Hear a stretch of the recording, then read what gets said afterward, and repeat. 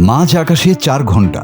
ভাবুন তো, আপনি বিমানে বসে আছেন আর পাইলট বলছেন নামা সম্ভব হচ্ছে না। চারপাশে শুধুই অন্ধকার আর বাতাসের গর্জন। ঠিক এমনই এক বিভীষিকার মুখোমুখি হলেন ফ্লাইট 91-এর যাত্রীরা। বিকেল 3টা নাগাদ ভারতের হায়দ্রাবাদ থেকে যাত্রা শুরু করেছিল বিমানটি। সব ঠিকঠাকই ছিল, কিন্তু হুব্বালি বিমানবন্দরের ঠিক ওপর পৌঁছাতেই শুরু হলো আসল তাণ্ডব। আবহাওয়া এতটাই খারাপ যে রানওয়ে দেখাই যাচ্ছে না। শুরু হলো বিমানের চক্কর কাটা। একবার দুবার নয়, টানা 4 ঘন্টা ধরে কর্ণাটকের আকাশে ঘুরতে থাকলো বিমানটি।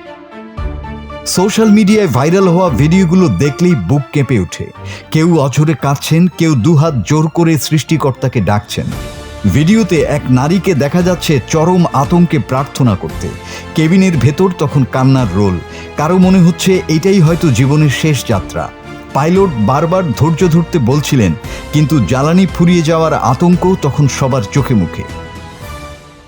অবশেষে 4 ঘন্টার সেই দীর্ঘ লড়াই শেষ হলো। আবহাওয়া ঠিক না হওয়ায় পাইলট বিমানটিকে বেঙ্গালুরু বিমানবন্দরের দিকে ঘুরিয়ে নেন।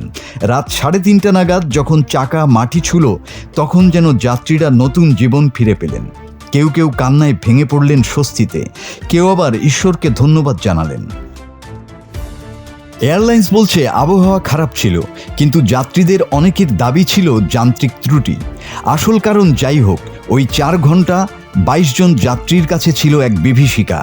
আপনার যদি এমন অভিজ্ঞতা হতো, আপনি কি করতেন? মাসুদ হাসান, বাংলা টিভি।